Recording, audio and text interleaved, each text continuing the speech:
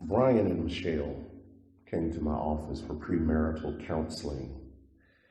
Brian sat there, a broken and frustrated man. He had tears in his eyes as he chronicled all of the ways in which the love of his life, Michelle, had driven him to the point where he no longer believed that they could make it down the aisle. Pastor, he said, when we first started dating, she was so full of life, so exuberant. She told me she loved me every day. She let the world know on social media that we had gotten engaged. Now there is no sign of me on her page. I ask her if she's cheating, and she casually tells me that she has other friends. She doesn't care how it looks to the people that know that we are together. She used to call on me for everything, and I was her everything. I helped her get out of a mountain of debt. And now that I've helped her turn things around, she feels as though she doesn't need me. She doesn't understand the sacrifice that I've made to be with her. People told me that she was no good, that she used to be a drug addict, that she used to sleep around, and that she had very poor character, but I laid it all on the line and decided that she was worth it. Pastor, I've been so patient with her. And don't get me started on the wedding. My dad offered to pay for it, but Pastor, I don't even feel comfortable taking her to meet him just yet. I'm interested to know what you tell him when he asks about Michelle. Brian looked at me and he said, I just deflect the questions and I take the heat for her. Says, I've been putting off the wedding hoping that it gives her time to think about what she really wants and to do the right thing. But I got to tell you, Pastor, we might not make it. Meanwhile, Michelle is sitting quietly by because she knows that everything that Brian has spoken was true. Her only response is inexplicably, I still can't wait to be your wife. I penned this story, and it's not true, it's not a real couple, but I penned this story as usual to emphasize several points relative to this sermon entitled, We Might Not Make It. Brian represents Christ. He is the groom who has grown frustrated and is broken of heart by the manner in which we are casually handling our forthcoming nuptials. Michelle is, of course, us, the Christian church, the church full of so-called believers who at first were excited to be saved, who served diligently, who told Jesus and anyone within earshot that they loved him.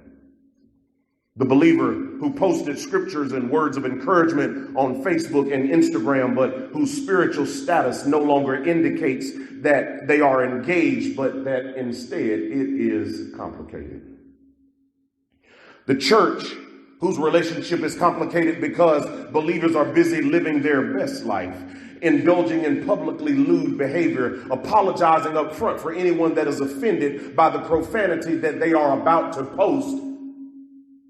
The church who knows Jesus sees all, but forgets he can see their post because he was their first friend. The church who would rather have the world as her other friend than the faithful one called Jesus. So I guess it's true that nice guys finish last. When I write that she used to call on me for everything, that she doesn't understand the sacrifice that Brian made to get her out of a mountain of debt, it's because Jesus paid the ultimate price for us at Calvary. He purchased us, and we act as though we made it here all on our own. Some of us, he picked up and turned around, and we just kept walking. When I write that Brian's dad offered to pay for the wedding and that Brian has to continually defend Michelle's reputation, it is because it is Jesus who is standing at the right hand of the Father, making intercession for you and I every time we fall, every time we stumble, every time we sin, every time we leap into sin with our eyes wide shut.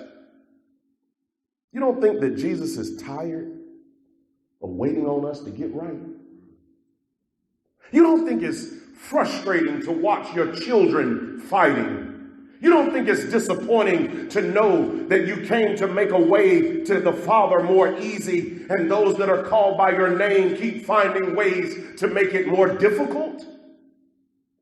And for some reason, as Jesus waits for the wedding, as God delays his coming, Michelle says, I can't wait to be your wife, because many of you have the audacity to say that I wish God would hurry up and come back, as though your hands are clean, as though you're already prepared, as though you can be found blameless, with no concern for the millions of people that are preparing to tear the hinges off of hell's door, because that number is so great.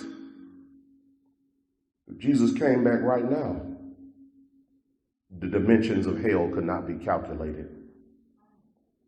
The truth is, if we don't wake up, we don't get back to our first works, the guest list will be short, the banquet hall will be empty, and as a people, we might not make it. The text this morning comes from Revelation 3:1. Revelation 3:1. For the third time, Revelation 3, verse 1. It simply says this, and unto the angel of the church in Sardis I write, these things saith he that hath the seven spirits of God and the seven stars. I know thy works. Thou hast a name that thou livest and art dead. I've set this scene for the last 5 weeks now in Bible study as we continue to progress through the letters to the seven churches found in Asia, scribed by John while he is exiled on the island of Patmos. These are the words from the very mouth of Jesus. The church at Sardis is the fifth church to be addressed, and historically they are loosely referred to as the dead church. Some have called them the sleeping church. Sardis is also the oldest church because they were the first to have been converted by the preaching of John. We are then left to surmise that their members are growing elderly, or what we call seasoned saints. Jesus has no commendation to give them, as he does with some of the other churches. He actually launches directly into a rebuke of the believers at Sardis. The first is perhaps the most relevant to the church body today, as it speaks to the lethargy, the slothfulness, and the spiritual hypocrisy of Christian believers. This accusation from the mouth of Christ is as hotly real as it was when he uttered it. The church is dying. Many churches are dead, but maintain the illusion that they are alive. Many churches are busy churching, but there is no ministry going on. Many churches are about the business of church, the administration of church, the bureaucracy of church, the organization and the chartering of new churches, the issuance of church titles, but very few people that attend church are churches in and of themselves. I stated this yesterday during the homecoming, and I won't come down. The church that is purposed to be in many of our hearts is either dead or asleep. There are churches that are in a community, but not of the community. There are churches that are more worried about securing their church from thieves than stealing back souls through outreach.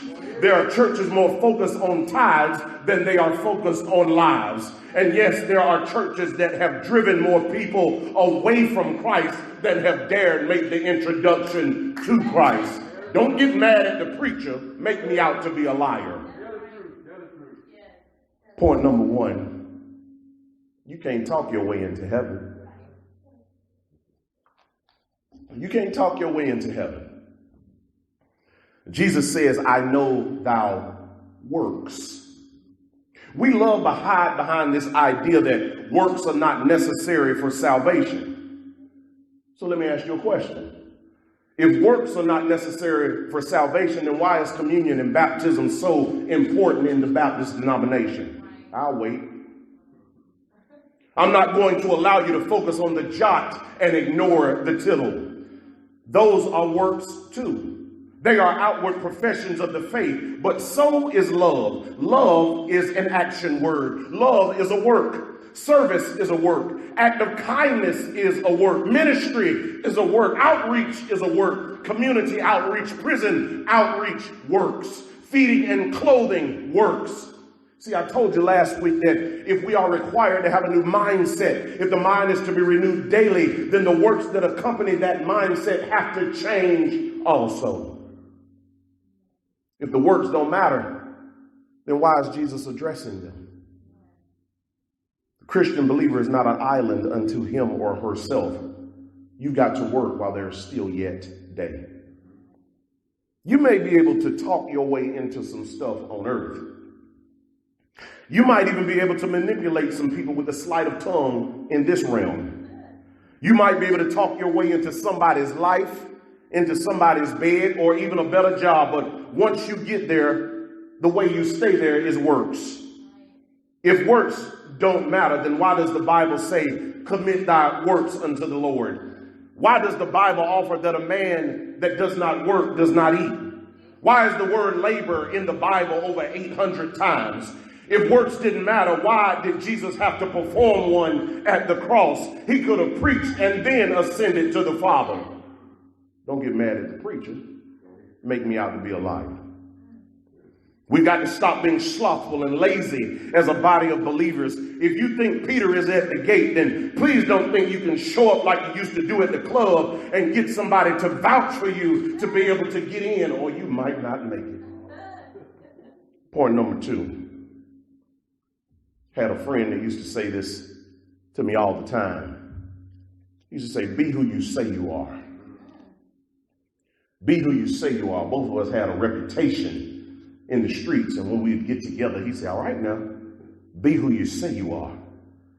Jesus says you have a name to the church at Sardis. When he says the word name, when he says name, he is referring to their reputation. A reputation is what you're known for. It could be a physical trait. It could be a behavior. It could be some gift that you possess. Sardis has been known for the diligent and faithful works, but that was years ago. Jesus was challenging them and saying, you're not who you used to be. You're no longer who you proclaim to be. There's a significant difference between who you portray to the world and who God sees. I want to ask you this morning, who are you when nobody's looking? I don't know about you, but I'm more concerned with what they are writing about me in heaven than what you are whispering about me on earth. When people have the power to tell me what Jesus really thinks about me, then I'll care about it. Until then, I'll keep working to please him. I'll keep laboring on his behalf, making my name of no reputation in the earth, but ensuring that my name is inscribed in gold in the third heaven and that my name is on the roll. The day you come to realize that miserable people, no matter how much they don't like you, no matter how much they talk about you, no matter how big their ought is with you, that they don't have a heaven or a hell to put you in, the better off you'll be. One thing I've learned about pastoring here, if I make a mistake, you're going to talk about me. If I do a great and noble thing, you'll find a reason to talk about me. So what I decided to do was adopt the words of the old songwriter, which says, go ahead and mock my name. My love for you is still the same. Go ahead and bury me, because very soon I'll be free. I'll rise again. You've got to stop people pleasing and work on your heavenly reputation. What do the angels report about me? Does God rebuke Satan when he stands before his throne accusing me, or does he sit in silence like Michelle because he knows the allegations about me are true? When you define your reputation, you ought to say, God sees the intent of my heart. God sees my obedience. God knows if I stumble, I did so trying to please him and not people.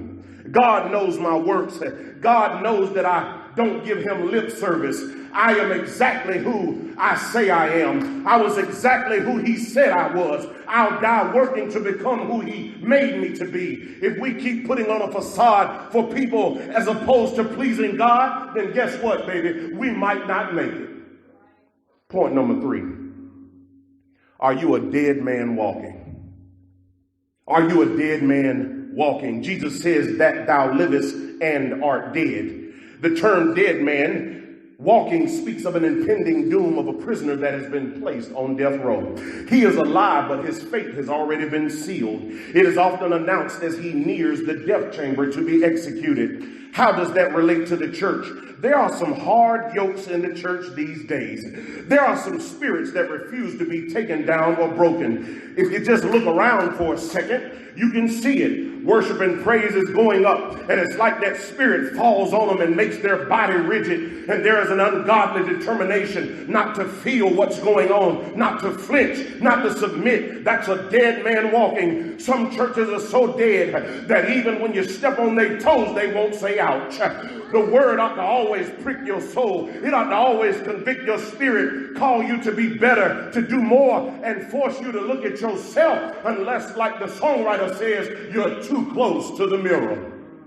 A lot of churches have settled into the old way of doing things for so long that they run the young people away. The church is so judgmental, so hurtful of people, so exclusive, so self-righteous, as though its members were born saved and have remained so until now. They refuse to change. They refuse to grow. They refuse to hear the voices of the generations coming behind them. And so the future of the church is a population of just a handful of people who happen to have long life genes and a graveyard full of their friends. Don't get mad at the preacher. Make me out to be a liar. A church without the sound of little feet running around is a dead church. A church that is reliant on who they used to be decades ago is a dead church. A church whose greatest days are written on dusty plaques and not ahead of them is a dead church. If you aren't mentoring someone to take your place, if you aren't pouring out wisdom into the next generation, then you, my friend, are a walking tomb. You are a dead man walking. Everything that God placed in you is about to die with you. It's sad when the worst thing about Christianity is Christians. Dead people with dead works who speak death every chance they get, but say that they serve a living Savior.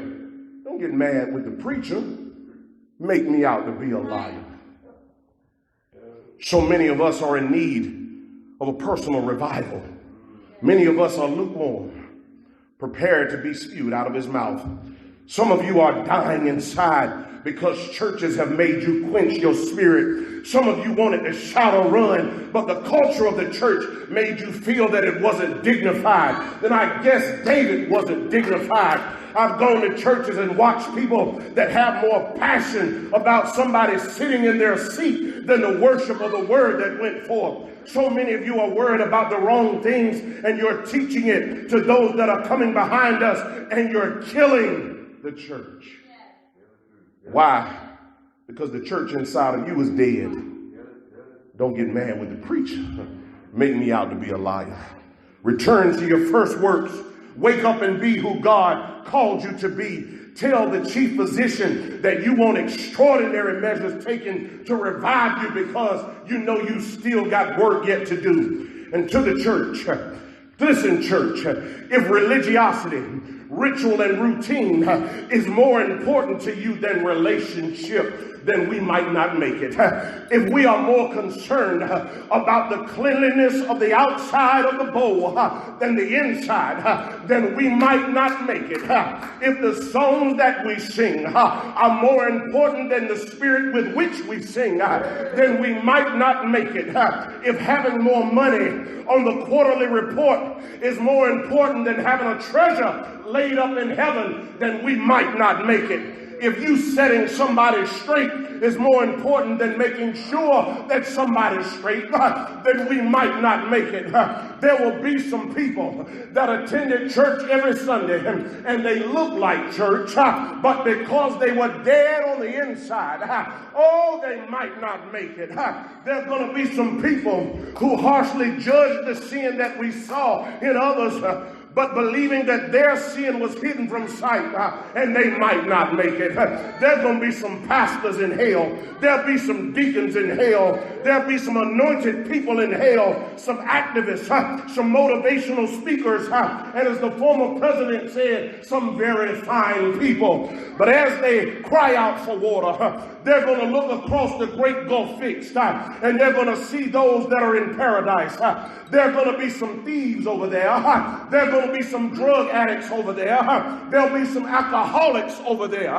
There'll be some people that had tattoos, some people that had piercings, some people with some funny hairstyles, but they'll be carrying crowns to toss at the feet of the Savior, bearing new names on white stones because they confessed, because they believed, because they were transformed in the twinkling of an eye, because they showed up to the vineyard at the end of the workday, and they labored more so than them all. Those same people that the church has spent all their life telling, you might not make it. God bless you. Amen.